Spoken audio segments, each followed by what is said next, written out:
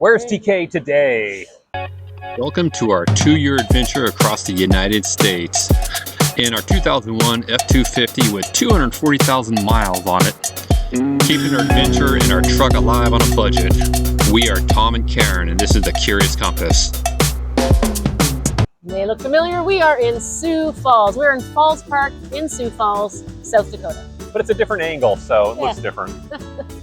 But we're talking about week 21. Week 21 we spent mostly in Kansas and Nebraska as we're working our way to South Dakota. There's so many states that are right there. Like you blink and you're in Iowa, then you're in Nebraska, then you're in Missouri, and then you're in Kansas. Not necessarily in that order, but it's interesting.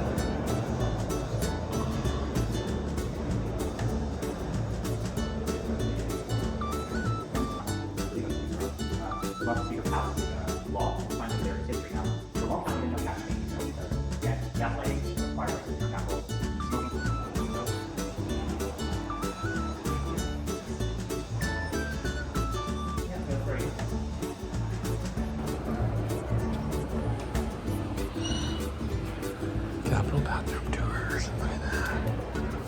Very nice.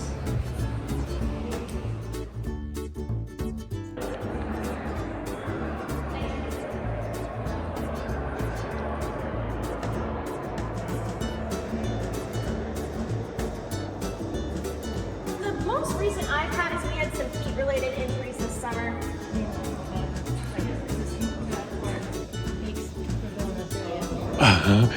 Oh, because we are going outside, right?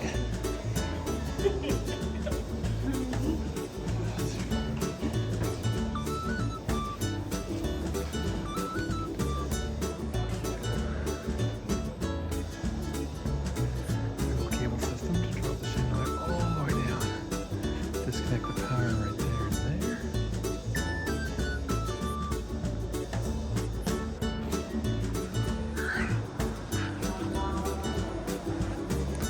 That's our next star. That's our next climb.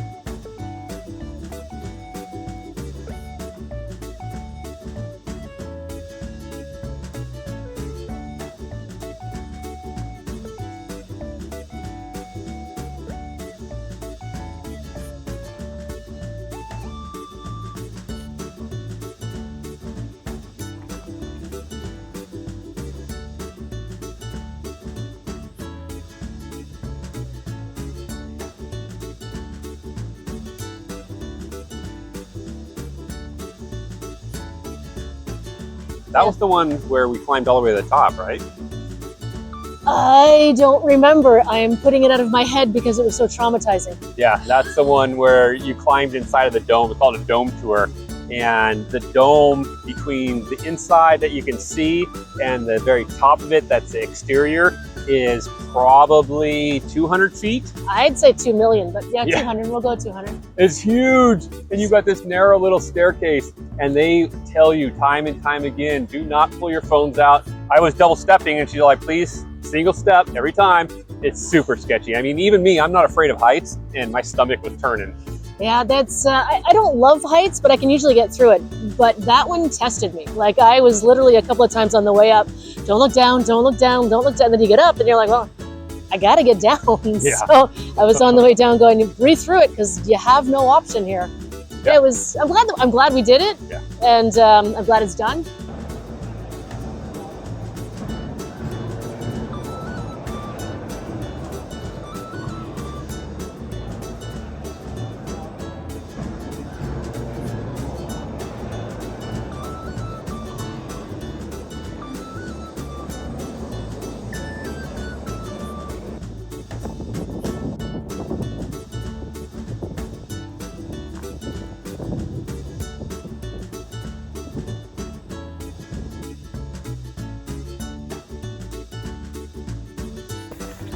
Hello, good morning. Good morning.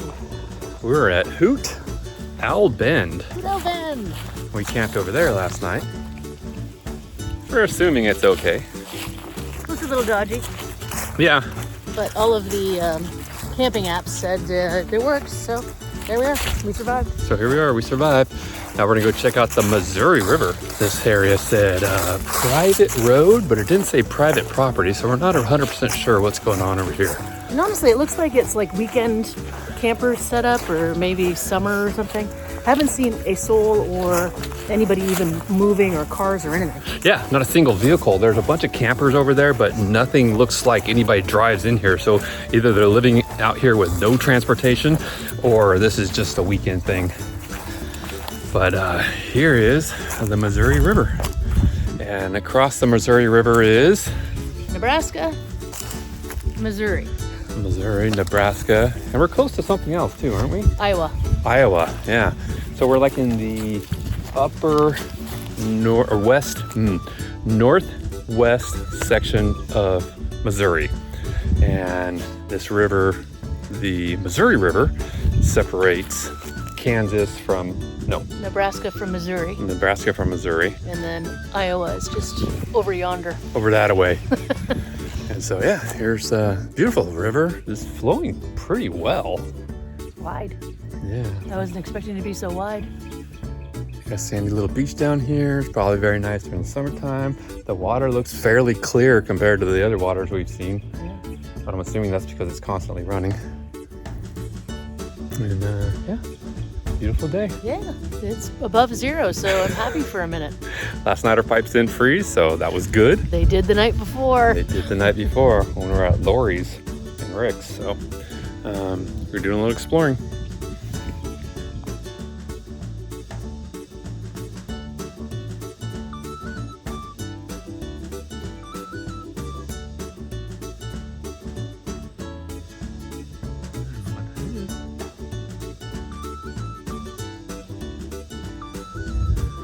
I think I found something.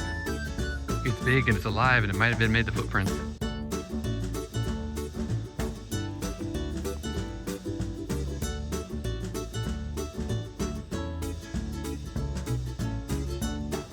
Doesn't look real healthy. Well, those two little vibrating things on the beach were otters making more little otters. We interrupted them and they weren't happy about it. They scurried off into the water, and now they've gone down to the creek. So yeah, so those footprints are otters. Yeah, I was gonna Google it, but there you go. There you go. Cute little. Life Googled it for us. Yeah, cute little fellows until they opened their mouth and started coming at us. We're like, where's the big rock?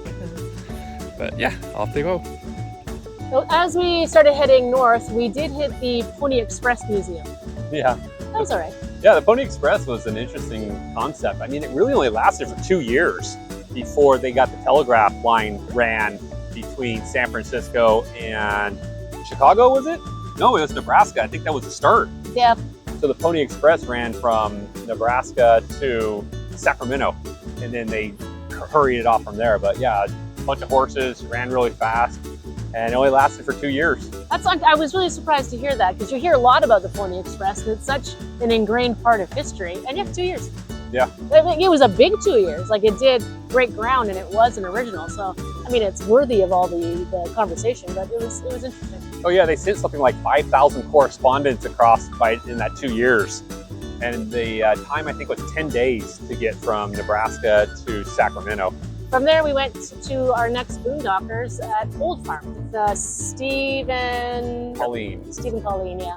And we did an interview too, so we were able to capture them. It's a really long one, so we'll do that as a subs video drop.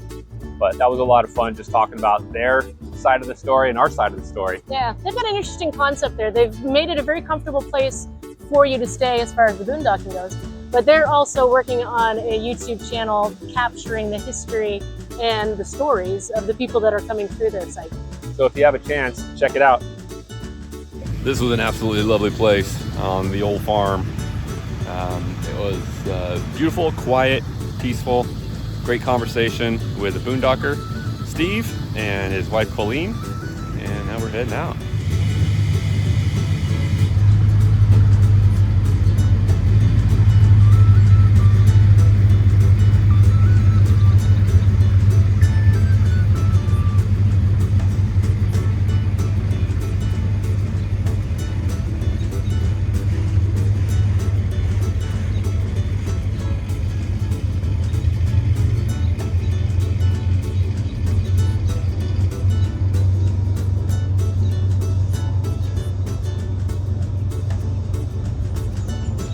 Well, that was Old Farm? Old Farm, yeah. And where the heck are we? Nebraska. Lincoln, Nebraska. Really fun. He posted on his Boondockers site that, you know, they do recordings of people and they archive people's travels and stuff. A lot of fun doing a little interview with him last night, so that'll come up. They did have some fresh eggs. We tried some fresh eggs, but the one thing that got me was the allergies. Oh my gosh, it knocked me down yesterday. I haven't had allergies like that since I was a kid. You can still hear it in your throat. Yeah. Oh, I can feel it still in my throat from all the just terrible allergies. I took about every pill we had in the camper. And we had to ransack to go looking for everything we could find. Yeah, but eventually the night was a lot better. I slept the night pretty well. But the morning, it just knocked me out. I mean, I laid down and I just checked out for a while. Yeah. Sometimes your body goes, hey, just relax for a minute. Yeah, and you gotta relax. I'm not used to Nebraska allergies, apparently. It was kind of, I mean, it's not a farm by any stretch, but there is a lot of open yard and lawn and stuff. So, you know, and it's spring. Yeah, summer came quick. Spring came quick. Anyway, so we're off to Nebraska to go see some interesting things. Looking forward to it. Yep, follow along. We went to Lincoln State Capitol where we saw the Gothic church-like inspiration. Okay, we're off to Lincoln's, the capital of Nebraska, in Lincoln. And that's what it looks like. Quite a bit different from the other capitals we've seen. This is much more upright, and I'm curious if we can get all the way up to the dome, because it looks like a lot of offices up there. Gee, that would be fun again. That was pretty sketchy, that one. It was super cool that we still had access to it, though. That, I think, is the most I have struggled with heights. Yeah, me too. Actually, me too.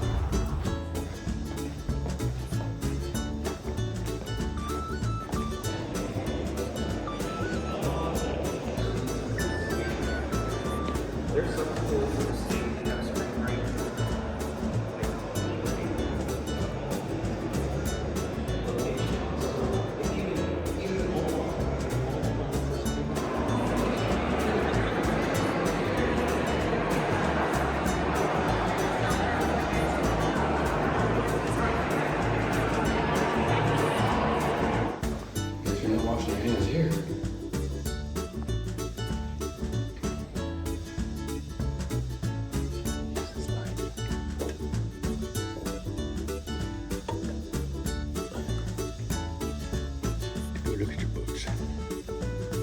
Which book do I want? That works too. Nice.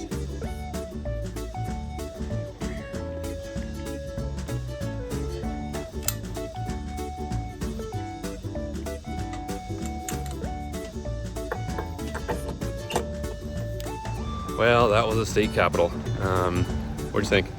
I think that, just look at it, and when you go inside, I was thinking institutional, asylum, jail. I think you nailed it when you said church. Yep, that was the architect desire to make it look like a church. We unfortunately got stuck in with a school group, so there's a lot of school age questions, and we decided to actually leave the tour because it wasn't very informative and it was a lot of repeat questions, and we couldn't get to the tower. We couldn't get to the top. Yeah, everything was closed, really. There was only the first floor and the second floor. Yeah, but you know, maybe during other parts of the year this will be fun, but we're off to a different one. See ya.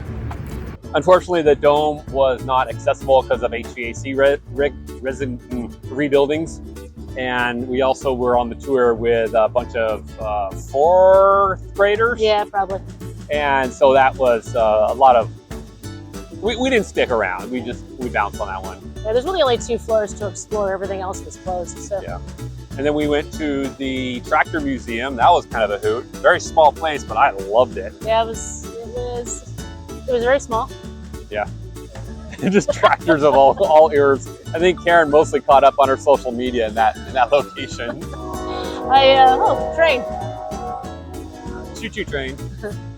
Yeah, the whole automotive museum, etc. It's fine. I'm good. For a minute. I've had my fill. All right, we're at the tractor testing museum. Actually, tractor testing. This is a tractor testing site. That looks like a good half-mile track right there. Maybe they'll let them drag racing. That'd be cool. Circle track racing. I like it.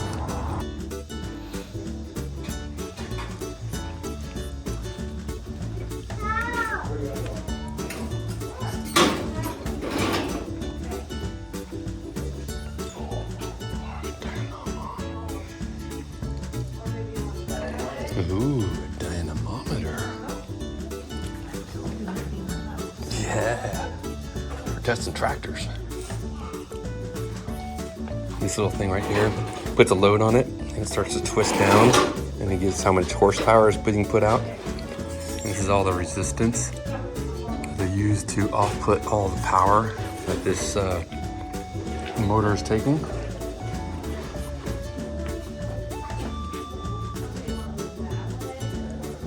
Load resistors.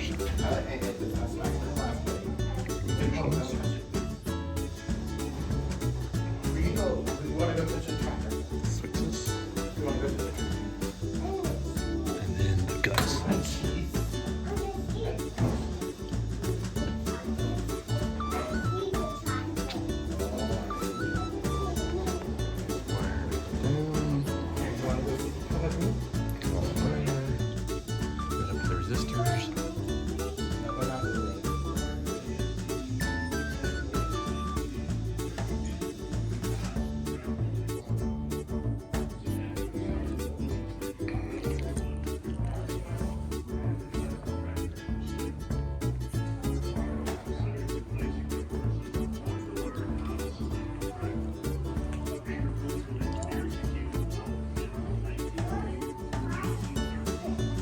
They would test this with a PTO with the belt horsepower rating.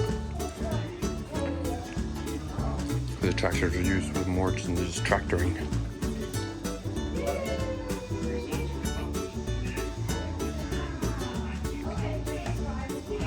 John Deere H. Single cylinder.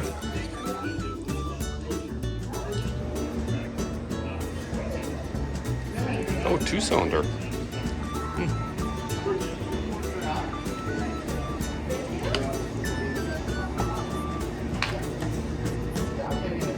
Bet those things were noisy, chugging along.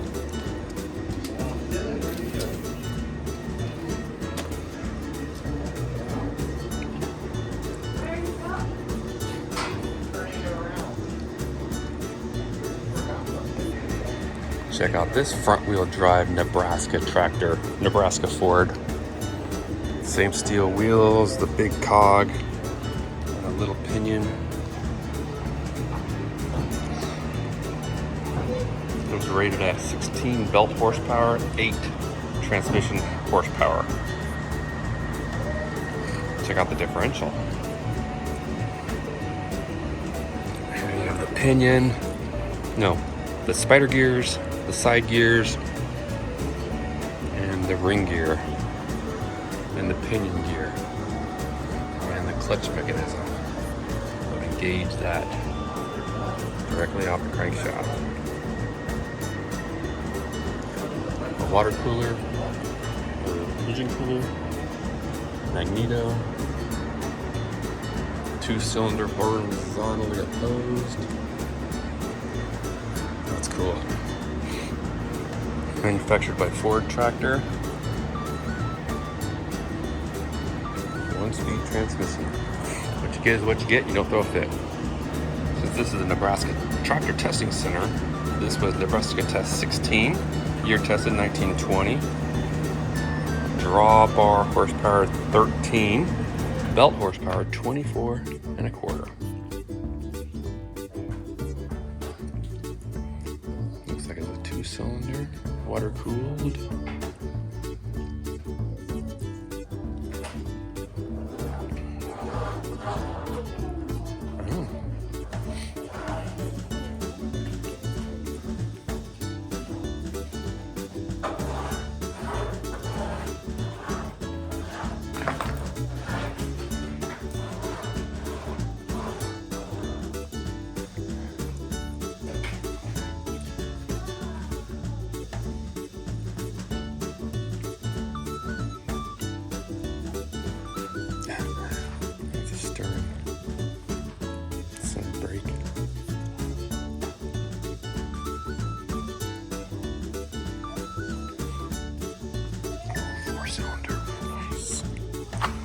Belt PTO.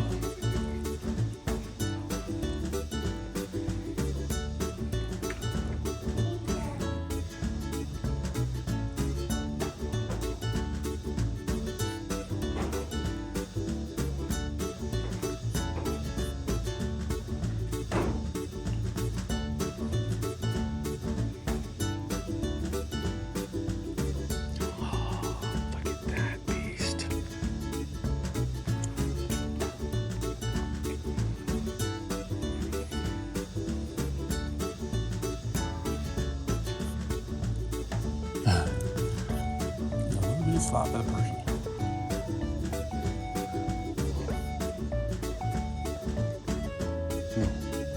That one's John Deere. This one's something else. I like the offset lawnmower.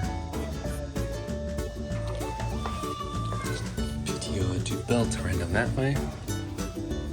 Drive was portaled.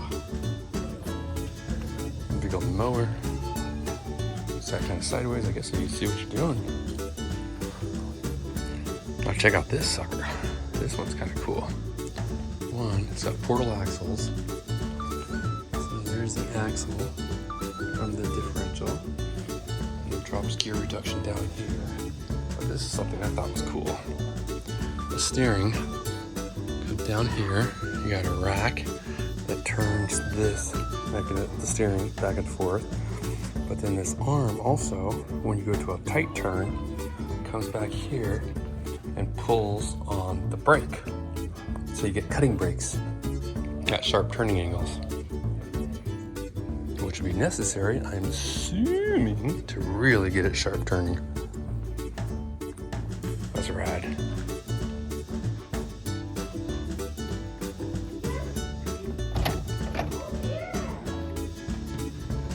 We should do a tour of dodgy bathrooms across the U.S.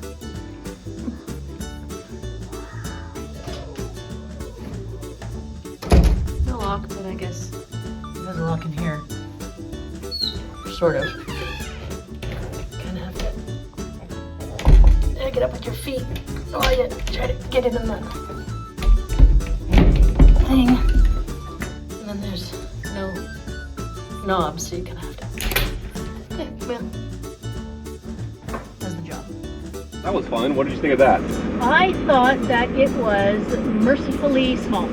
Really? Oh. No, it was fun, but yeah, we've done a number of auto museums recently, etc., and that was good.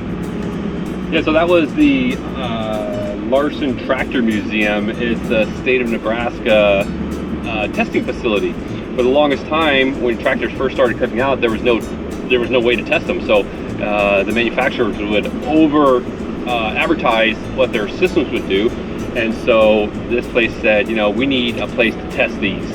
And they were the first one to actually have a horsepower rating test, a fuel consumption test, a bunch of different tests where they had that track that they could run around and actually get real world examples. And so farmers actually had something they could work off of to purchase their tractor.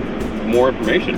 I thought it was fascinating. There's lots of that powered unit that they tested the belts on was quite awesome. It is definitely up your alley, and I'm glad we stopped, and I'm glad you enjoyed it. Yep, 100%. So now we're off to the next place. After that, we headed off to the American Speed Museum. The American Speed Museum is about 55 months ago. We added on 90,004 square feet. So today the museum is 250,000 square foot museum. We held Friday, Saturday, Sunday during the off season. It's a speed shop, which I had never heard of before, but they are a huge distributor of speed equipment. And they also own like 75% of Lincoln's commercial real estate. But the museum was just phenomenal. It's the largest collection of hot rods and race cars.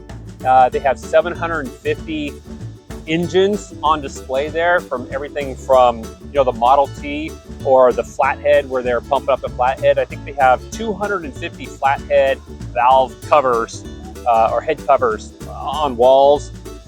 Anyway, here's all the video because it's just phenomenal. And if you're ever in Lincoln, you gotta go to that. Karen didn't. Unless you're me. You were in there for like 4 hours, which is awesome. Yeah. We travel with our home, so I just hung out in the living room and did my thing while you were enjoying the cars, and it worked out perfectly. All the instructor and the son was a welder, and they wanted to know if they could weld 2 small blocks together to make a V16. And my passion about this, they made 2. Ours dynoed at 750. The other one's in the Peterson. Yeah, we did a 3-hour tour. 3-hour tour. Yeah, and you came back. And I came That's back. so nice. It was amazing. I mean, and honestly, he didn't go through any of the engines. I took a lot of time and really into the engines and the technology of the time, you know, like the 1957 fuel injections. Did the videos you take, did it talk about the people that were left in the cars? Oh, no, I don't think so. I think that's interesting. Yeah, so there are 4 lifetime residents there in the car, one of them in the museum. 3 of them are the original owners, mom and dad, and one of the sons that died and are in the museum. Another one was a car given to the museum by their family. The wife said, you know, you can do anything you want, you can restore it, you can leave it, whatever you do, don't touch the battery box. And they're like, why? And they're like, well, that's where the original car owner was put. He wanted to be left in his car and put in the museum. So he is a lifetime resident of that museum. I think that's cool. Yeah, I think it's really cool. And raced California during the winter. Car has not been off of the hauler since the 30s. The car had been in 2 museums before it came here, and Bill got wind that it was for sale, so he went to California to buy the car, and he did not win the auction. Another guy did, and the family said, will you honor our family and not take the car off the hauler? And the guy said, no. Bill said, I will. Well, we've gone past our elevator at least twice. And when the car came, John McKeegan, who was our second curator, he went to Bill and he said, Bill, we got a problem. The car doesn't fit in our elevator. And Bill said, no, we don't have a problem. You're the curator of the museum, you're an engineer by trade, you figure it out, because we're not taking the car off the hauler. That picture down there, that wall was a solid wall. And where the Unser stuff is down there, where the yellow race car is and those things, that was our machine shop. So we had outside access. So they brought the car in and got 2 forklifts and knocked a hole in the wall, and that's why it's up there. So Wow. When you add that to the stuff downstairs, you know, it's integrity and everything that he stood for that also helped them grow. So let's go, we're gonna start moving towards upstairs. They restored one, they're in the process of restoring the other one. The one that was here was number 5. And I don't know where, I thought chain's pretty limited slip. And I don't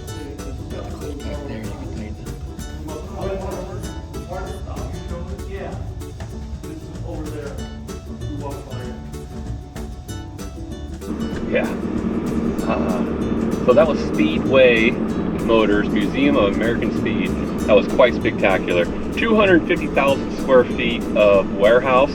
I mean, of just a museum. American Speed. Of American Speed. They plan on adding another 50,000 in a couple phases of growing. They have the amount of cars they have in there. They said they have that same amount of cars in another storage facility. Oh, they're just ready to go? It's just, they swap them out. They rotate them out type of thing. And so I just can't imagine all the other cars they have. And they have the 5 millionth Model T and the 10 millionth Model T. They have some of the most spectacular cars in there that I've ever seen. A lot of the Foos cars and the old Rat Funk cars, you know, they look like Hot Wheels. They're so artsy type of stuff. Really cool. That's called Rat Funk? Yeah, where they're just way out of proportion. Like the motor's huge, sticks out of them, or it's like a helmet. It's a helmet, but it's actually a car type of thing. Or they have like the hearse, which is just, you know, it's all super slanted and big motors in them. And I don't know if any of them actually move, but they're really cool art cars. A jacked up hearse? Yep, a jacked up hearse. Nice. Drag race and hearse. Tons of drag race, NASCAR, dirt track, ovals. Just any sort of race type of stuff. Little small off-road section. I was kind of surprised. I thought they'd have more of that. But I did the Dorsier, the guided tour type of thing, and it was a 3-hour tour. It's a 3-story museum. A 3-hour tour. I did not go. I stayed home. So I'm interested to hear what happened. Yeah, I took so much video. I mean, there's just so much great information. Unfortunately, the tour, there's a lot of people on it, so it was kind of hard to get good video of just the amazing things that they have. But yeah, 100% recommend. This one might actually be a 7 out of 5 stars. Oh, wow. Yeah, pretty spectacular. If you like cars. Yeah, I'd never heard of Speedway. I didn't know Speedway was an actual Speedway. Speedway owns 75% of the real estate in Lincoln. What do you mean? Real estate, the commercial real estate, like literally that building over there, they own the property to it, and they lease the property to the owners. 75% of it. It's crazy. 4-cylinder engines. This is a 6-cylinder engine. Has an electric start. Everything is brass, hard rubber, leather. It's a beautiful car. They've been around for a long time, and they just, you know, gobble up things. And so, yeah, it was amazing. Is that a family? It's not family owned, I assume. It is. Well, I mean, it may be like a corporation, a family-owned corporation. So that's the family to marry into. Yeah. In this area. Yeah, they all did racing, and they've all done anything with automobiles. I went into the retail shop, and it's basically just a parts counter with a massive warehouse behind it. So I thought, that's what the building beside it? That was the race car, I don't know, retail shop or whatever? Yes, apparently it's 500,000 square feet of retail warehouse. Carports. So, yeah, if you're ever in Lincoln, Nebraska, go check that out. Quite spectacular. And my nice wife was just waited for me patiently in the car. Looked like kind of hot, huh? Yeah, I drank a half bottle of wine and I watched a movie and I took a nap. Took a nap. All right. Good. Sweet. So we all win. Anyway, that was cool.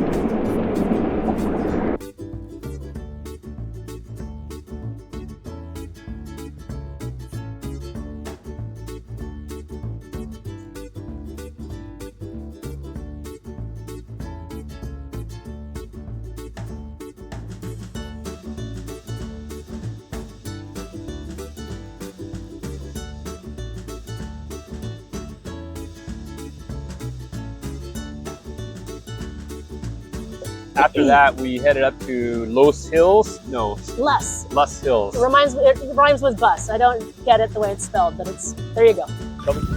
We decided to go on a walk and check out the cemetery. And since Karen's not wearing a bra, she won't let me record her.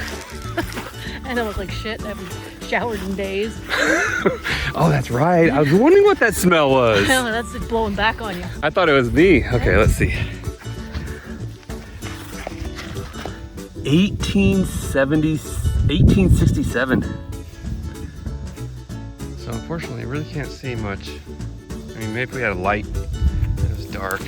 Father. Yeah, that's kind of sad. Like I can't read that one, but this one they didn't even intend to put anything there besides father. This is somebody's dad that died. You don't know the date, you don't know the person. Russell? Mother.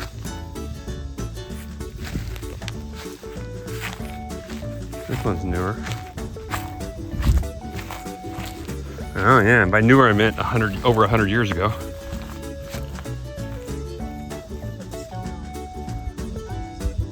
Yeah.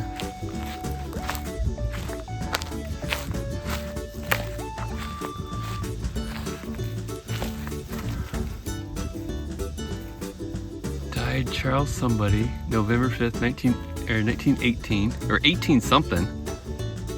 A 7 days, at 7 days? Oh, 69 years, 6 months, age. I wasn't a baby. Yeah. 28 days.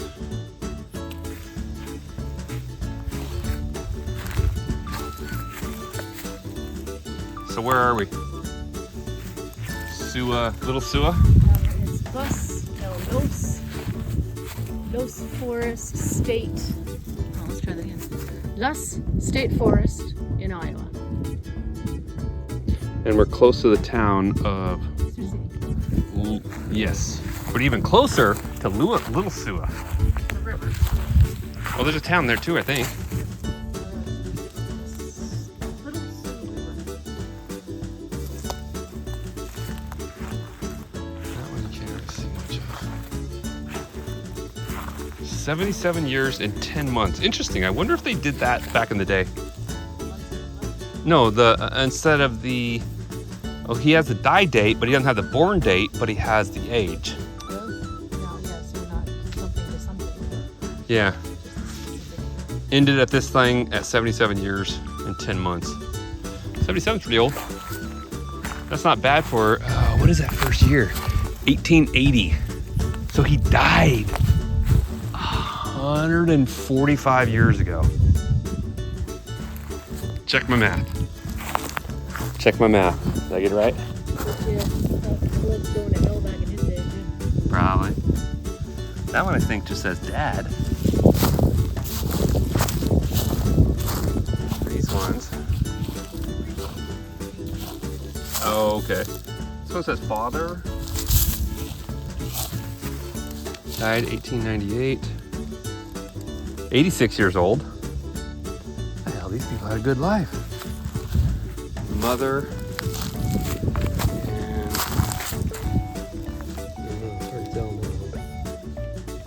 So this is the, don't look at the camera, Karen. Don't break the camera. This is the cemetery. And that's where we are. Oh, look it. Yeah. There's like a whole bunch of them we haven't even seen yet. Let's go over there. All right, well, it seems to be working pretty good. I've got the truck running just the air conditioner through the 1200 watt inverter in the truck. I have a switch so I can bypass the chargers in the camper. The chargers in the camper by themselves will push 75 amps or 750 watts to the batteries. But the air conditioner takes 1100 watts to run. I have a 1500 watt inverter in the truck. Therefore, I don't have enough current or enough power from the truck to be charging the batteries at 750 watts and the air conditioner at 1100 watts. So what I can do is disconnect the batteries and just run the air conditioner off the truck. I do have to idle up the truck. It does have alternators. It's currently running at 1000 RPMs, which seems to be doing really well. I seem to still have 13.5 volts from the truck batteries. I'm getting about 12 volts. I'm getting like a 1.5 volt drop through the cables that run the inverter. I am running the air conditioning in the truck as well to keep the inverter cool because it was 95 degrees. But basically, the inverter seems to be running fine. So I think we got a solution. The truck is not warming up too much. Everything seems to be running fine. I guess we'll see. This has been going for about an hour because it was 95 degrees today and we didn't have a lot of shade. We have shade now. We're gonna shut her down and open her up. And when my wife needs a blanket in the camper, I think it's cool enough. I think it's working. I think we might be able to open this thing up and just let the natural evening coolness chill us off. I like it. Yep. Yeah, I think it's really cool. And that was it for week 21. Like and subscribe, follow along. Love to have you along. Yep. Happy trails. See you out there.